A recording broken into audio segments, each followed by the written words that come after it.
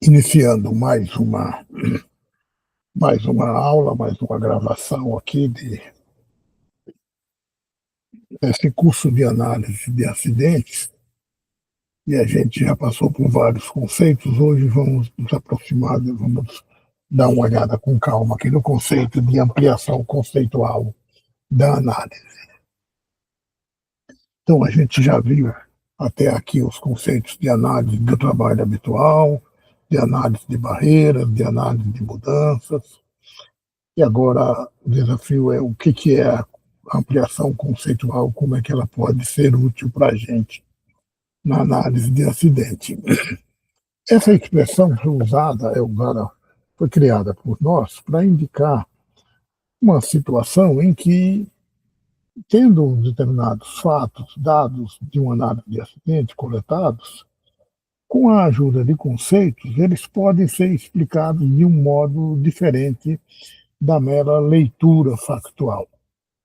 Nós vamos ver aqui, talvez o exemplo mais claro nesse sentido seja de uma situação em que o acidente era explicado por uma omissão de um fato, algo que o trabalhador deveria ter feito e ele não fez, e de repente, com a ajuda de conceito de armadilha cognitiva, o acidente é explicado de uma maneira, aquele comportamento é explicado de uma maneira absolutamente diferente. Trata-se então de usar conceitos que já foram aplicados em estudos de acidentes, e aí é qualquer tipo de exemplo de conceito. A gente tem conceitos da psicologia cognitiva, da psicologia do trabalho, da psicologia social, da antropologia, da ergonomia construtiva, de várias teorias de acidentes. Então, a gente tem uns fatos e eles são lidos de uma maneira absolutamente diferente. E desse modo a gente vai desconstruindo a explicação centrada na pessoa que alimenta a culpa da vítima. A ampliação conceitual nos ajuda a substituir uma explicação em que os comportamentos são apontados como baseados na recompensa ou na punição, né, no chicote ou na cenoura. Ah, como é que a gente sabe se tem uma indicação para fazer a ampliação conceitual no caso que a gente está estudando? Um dos pontos de partida é o seguinte: concluída a análise do trabalho habitual, a análise de mudança, a análise de barreira, persistem dúvidas ou discordâncias de opiniões. Por exemplo, a equipe da empresa insiste em explicar o evento de modo centrado em comportamentos da pessoa. Além disso, há situações já bastante bem ilustrativas de aplicação de conceitos. Então, por exemplo, os acidentes envolvendo omissões têm sido alvo desses estudos clássicos com o conceito de armadilha cognitiva. Há comportamentos em que, assim, numa explicação tradicional, não há uma distinção no tipo de comportamento, no tipo de gestão ou de controle psíquico da ação pelo operador. E é diferente se for um trabalho novo ou se for um trabalho já de rotina, onde está baseado, por exemplo, em automatismos. A minha atenção pode estar capturada em algumas situações. Eu posso estar numa outra situação de absoluta desproteção cognitiva, trabalhando com algo novo na situação de trabalho. E há conceitos como erro de modo, surpresa automática. Então, conceitos que, para quem já os conhece, quando vê um exemplo de situação em que pode ser explicada por esse conceito, facilmente se percebe a importância de aplicá-lo na análise dos fatos. Ainda assim, você poderia ver, por exemplo, em relação a teorias de acidentes. Tem teorias de acidente da normalização de desvios da Nancy Leavitt, usada no estudo clássico de um desastre da Challenge. ou conceitos chamados de migração do sistema para acidentes, do Rasmussen. No final dessa aula, eu vou tentar fazer uma breve apresentação desse conceito.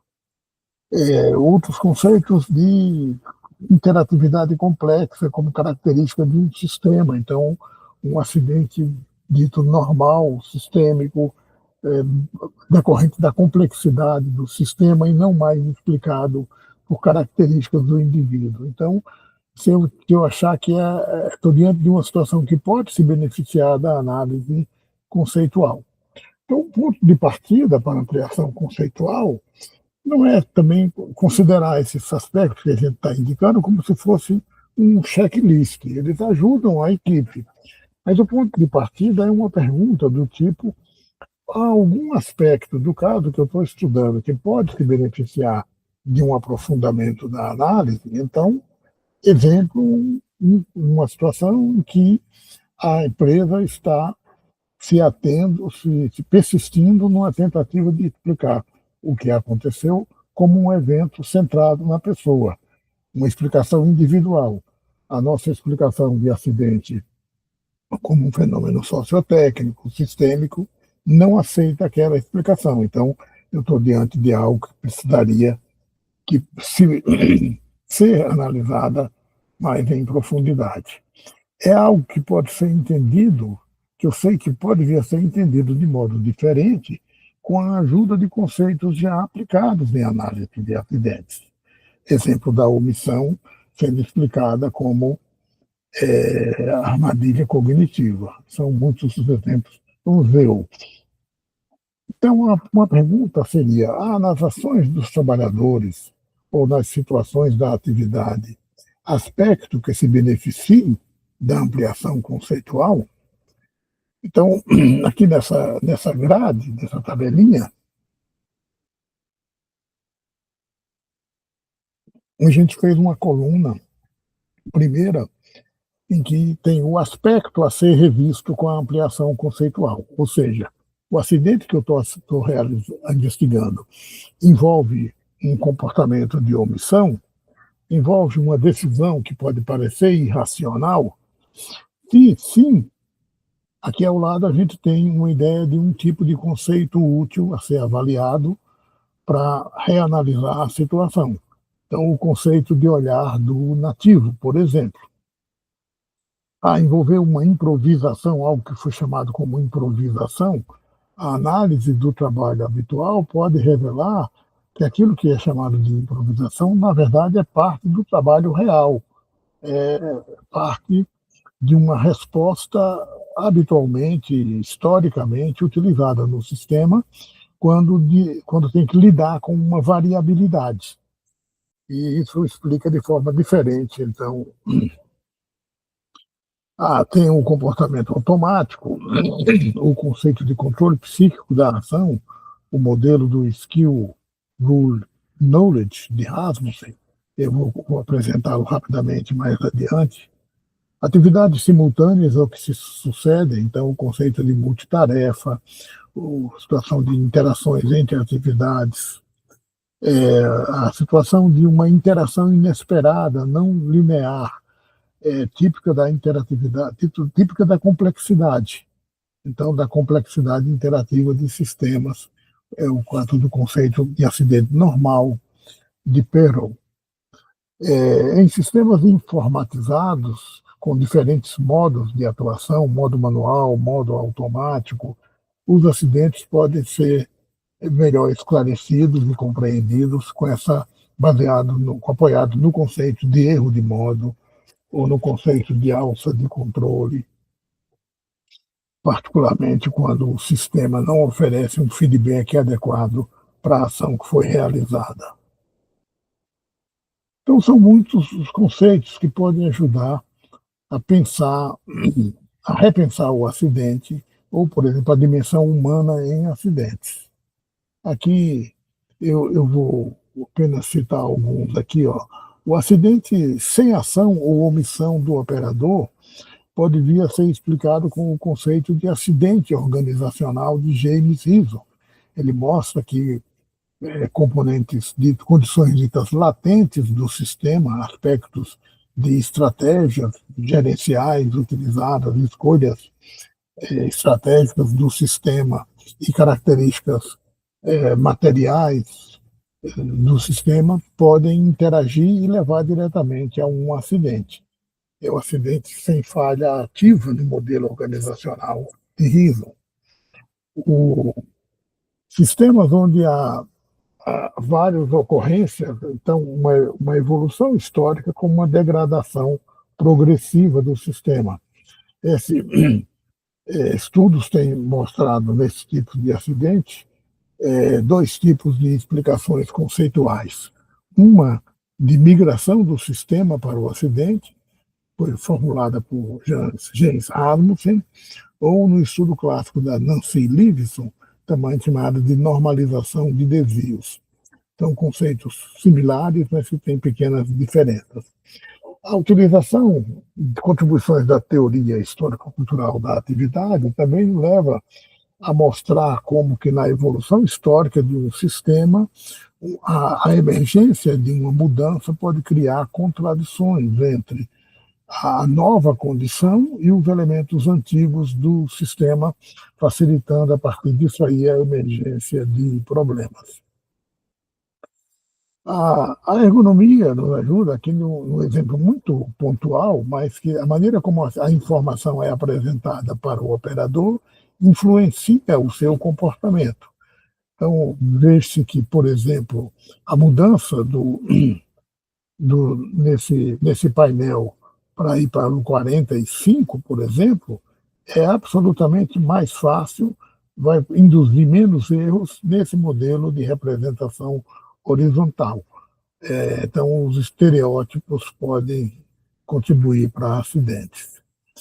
Enfim, a gente vai discutindo como que esses conceitos podem ajudar a pensar o caso que eu estou analisando. Se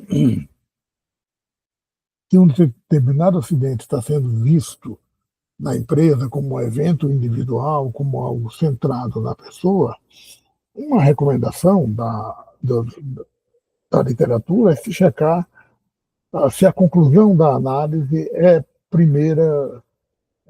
chamada primeira história, quer dizer, é comum que na empresa a primeira explicação para um determinado acidente seja colocada num comportamento, em uma ação ou uma omissão de operadores que estavam agindo na proximidade do desfecho acidente, do momento em que houve o descontrole ou o encontro do acidente.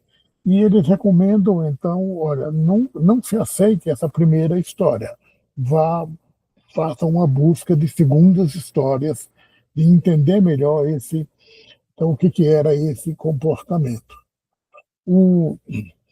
É comum nessa situação, essa explicação que leva à culpa é baseada no viés retrospectivo. Eu, sabendo que quem fez algo diferente do que estava prescrito, que tivesse sido realizado, eu considero, então, que eu encontrei a causa e a culpa do acidente. A análise do acidente vai nos recomendar a procurar entender, mas do ponto de vista daquele que realizava a tarefa, como que eram entendidos, quais os sinais que eram vistos, como que era formada a compreensão, enfim, buscar esse olhar do nativo. A análise no mapa é apoiada em vários outros conceitos. Então, o conceito de fenômeno sociotécnico e histórico, de gravata borboleta, que também nos ajudam a buscar outros elementos no acidente. Ainda comentando a ampliação conceitual da dimensão humana em acidentes, uma coisa importante destacar aqui, o Canadian Center de Saúde e Segurança Ocupacional, por exemplo, discutindo a ideia de erro humano, usado assim mesmo, com aspas, né, ele recomenda que nunca a equipe encarregada da gestão de segurança deveria fazer recomendações disciplinares a uma pessoa ou pessoas que possam ter cometido uma falta. Isso iria contra não somente o propósito real da investigação, mas também poderia afetar a chance de acesso a informações reais sobre a história de eventos futuros. Sabendo que a informação poderia ser usada para uma punição, as pessoas param de colaborar. O James, o Sidney Dekker, o David Woods, por exemplo, fizeram essa recomendação clássica aqui, dizer, olha, a pergunta, na abordagem tradicional de acidentes, onde eu tento explicar o que aconteceu com base num comportamento de uma determinada pessoa, o que ele fez, o que não fez, a pergunta é essa: por que ele desobedeceu a regra? Por que ele não fez do jeito certo? Como que ele não sabia que era para fazer aquilo? Como é que ele não viu o que estava na frente dele? Os autores dizem: essa não é a pergunta a ser adotada na análise de acidente. A pergunta a ser adotada é outra, de buscar entender as razões pelas quais, para aquele operador, fazia sentido agir como ele estava agindo naquela situação ou momento. Então, a gente se colocar no lugar do outro.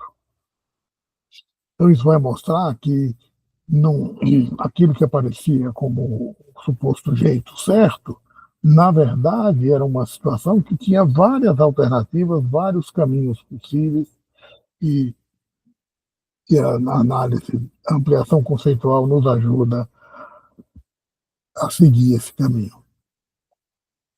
Um exemplo clássico aqui, que é o da omissão explicada como armadilha cognitiva, foi primeiro estudada, ou muito conhecida, a partir do caso do uso da máquina copiadora, a copiadora de papéis, por exemplo. Então, eles estudaram a chance de alguém esquecer a última página do original embaixo da tampa da máquina. Aquelas máquinas tradicionais em que, se eu tinha um original de 10 cópias, 10 páginas para fazer uma nova cópia, eu deveria levantar a tampa da máquina e colocar a primeira página, o primeiro original, embaixo da tampa, baixo a tampa, aciono o comando de cópia e, em seguida, eu levanto a tampa, substituo o original, a página 1 pela página 2, e assim sucessivamente, vou acionar novamente o comando de cópia e repito isso até o final. Ao final, eu deveria pegar a cópia pronta e lembrar de recolher o original, a última folha do original, que estava lá embaixo da tampa. E os autores dizem, olha, essa forma de organizar essa tarefa é uma armadilha. Ela influencia o modo psíquico, o modo de funcionamento do cérebro humano, aumentando a chance de que esse operador esqueça de recolher essa última folha. E aí eles apontaram uma série de características que uma tarefa pode ter que vão estimular a omissão, equivalente a essa do não recolher a última folha do original.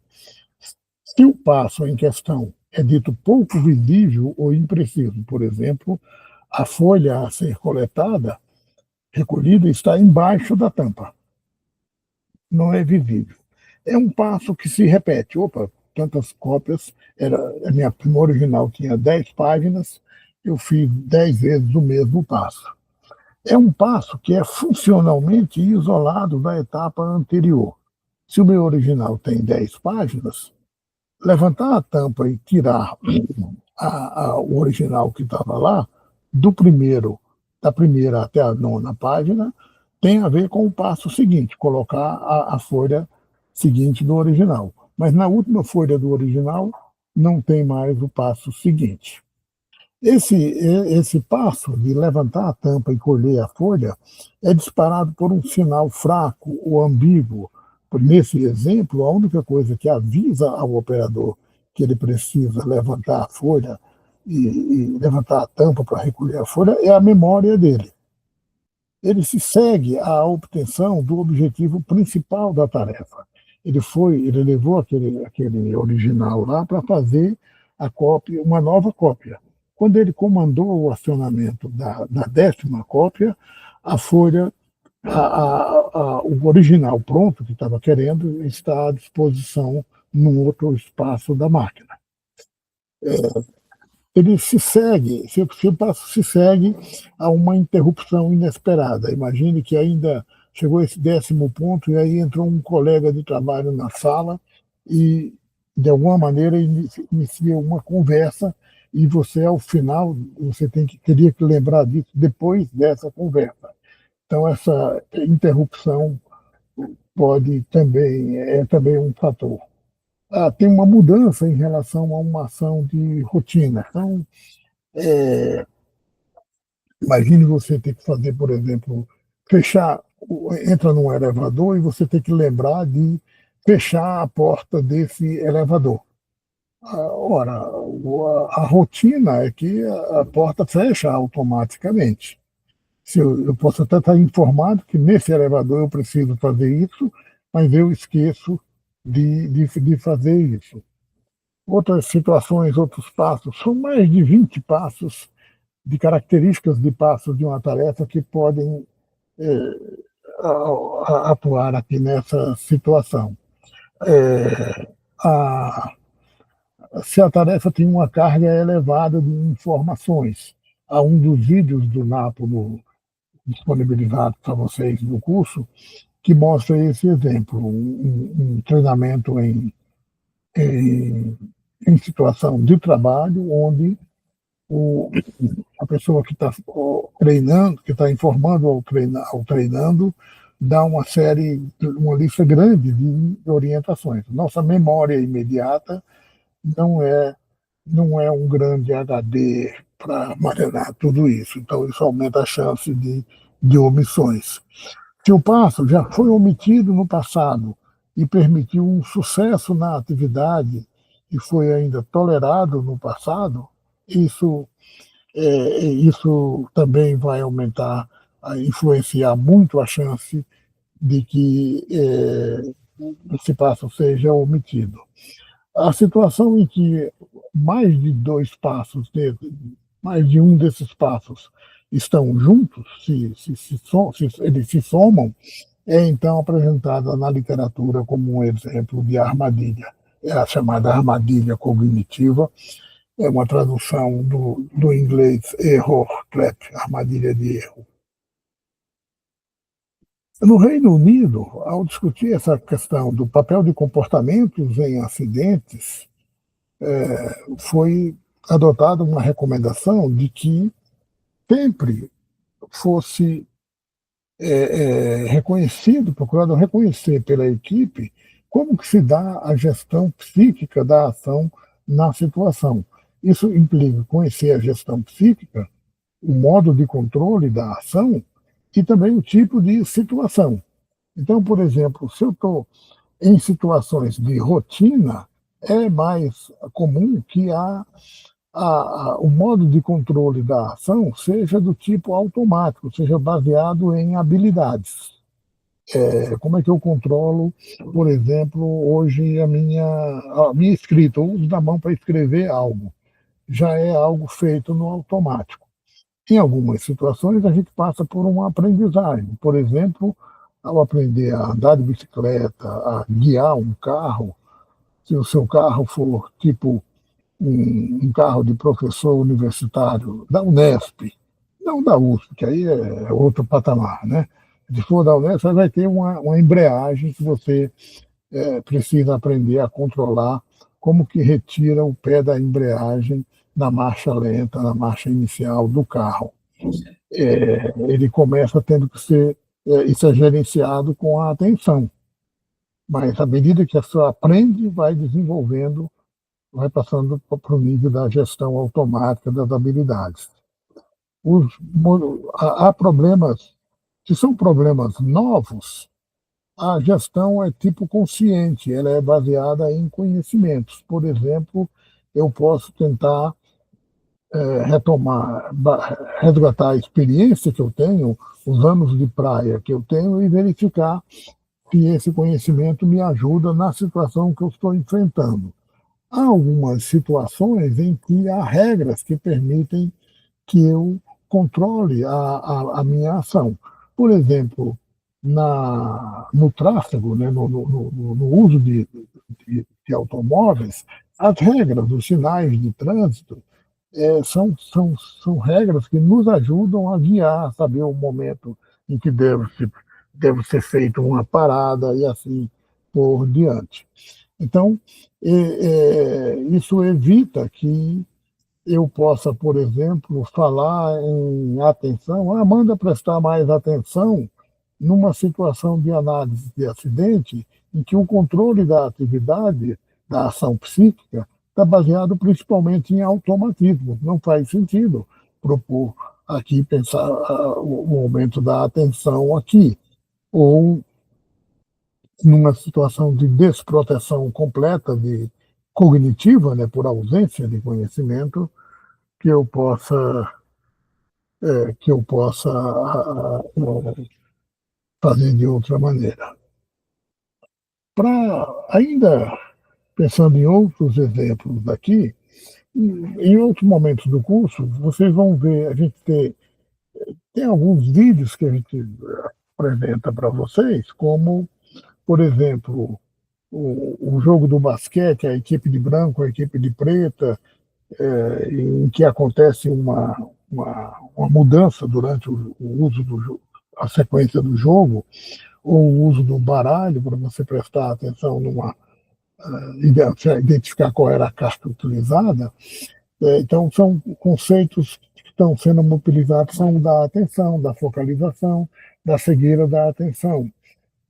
Tarefas novas, memória e aprendizagem, a gente tem vídeos do NAPO que estão disponíveis para vocês, a gente vai depois, esses aqui já estão disponíveis no site do curso, um novato treinado em serviço, então, é, é, os conceitos de flutuações cronobiológicas da vigília podem ser úteis a entender um acidente, se a situação de trabalho alguém te descreve como sendo aqui tem que prestar atenção o tempo todo, isso não é trabalho de gente. O ser humano não consegue manter 100% da atenção o tempo todo. Então está sendo concebido de uma maneira que não é um trabalho para ser humano. A situação em que defesas ecológicas, defesas que o trabalhador tem no trabalho, em função, por exemplo, do uso dos seus órgãos, dos sentidos, ele ouvir o barulho da mineração de um maciço que está passando por uma mudança, poderia ajudá-lo a compreender: opa, aqui vai desabar e eu posso, então, tentar me evadir imediatamente. Eu posso ter uma inovação tecnológica que retira do operador a possibilidade da defesa dada por esse conhecimento, por esse uso dos sentidos. Eu sou um amante do faroeste, aí tem um quadrinho que às vezes eu uso em sala de aula, de uma situação onde o Kit Carson entra num rio e cai numa armadilha, e ele depois comenta: puxa, como é que eu fui cair? Caí como um patinho, como um inexperiente, já podia ter antecipado que ali era uma situação de perigo, e a antecipação na atividade de trabalho é uma das grandes ferramentas de prevenção. Então, tem uma série de outros exemplos aqui. Eu vou passar aqui rapidamente, deixá-los para que vocês possam ver que em diferentes situações, um caso clássico assim era uma máquina onde tem um comando de avanço de um cabeçote que não é obedecido, e a máquina estava no modo manual. Mas ele não foi obedecido, mas ao mesmo tempo ele foi armazenado sem nenhum outro feedback, sem dizer para o operador que agora, tão logo seja resolvido o problema que impediu que o comando tivesse sido obedecido, ele será obedecido. e quando ele é obedecido, então a gente chama de uma surpresa automática, porque o sistema faz exatamente aquilo que ele tinha sido programado para fazer, mas no momento em que o operador não esperava que aquilo acontecesse. Então, se o meu sistema técnico tem esse tipo de automatismo, se ele foi concebido embutindo essa possibilidade dessa armadilha, a gente tem um problema. A prevenção hoje deve informar, deve deixar claro para o operador o que está acontecendo no sistema para que ele possa agir da melhor maneira. Então, a gente tem exemplos assim de teve uma explosão num forno de alumínio que era alimentado por materiais e as embalagens dos diferentes produtos eram praticamente iguais, mudava praticamente só o nome, mas o formato era a mesma coisa. O operador pegou um saco de um produto diferente e quando fez a mistura, formou uma mistura explosiva. É, o, o filme Síndrome da China tem uma célebre cena da sala de controle de operação em que o operador chama um colega, o chefe, para indicar que, olha, o nível de água aqui na, na, na tela está baixo, a gente pode ter um problema no núcleo do reator. E a situação mostrada a partir dali é muito interessante, porque mostra como que a lógica da tomada de decisão está baseada na informação que é mediada pelas telas de controle e havia um erro, havia um problema numa das telas. Então, isso chama a atenção, inclusive, para a necessidade de um aprofundamento de, da compreensão de qual é a informação, como é que o operador toma as decisões sobre o que fazer, que informações ele leva em consideração, e isso exige uma análise mais detalhada.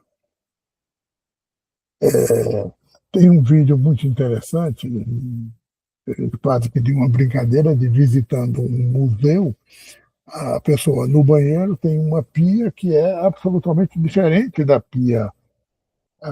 pias habituais, não tem um abridor de pia, e o operador fica diante daquele enigma, como é que ele faz para lavar as mãos, para e depois que ele lava a mão, ele tem um outro enigma, um secador que também não reage, não funciona da mesma maneira. Então chama a atenção para como é que o ser humano aprende, o que deve ser esperado do ser humano nessas situações.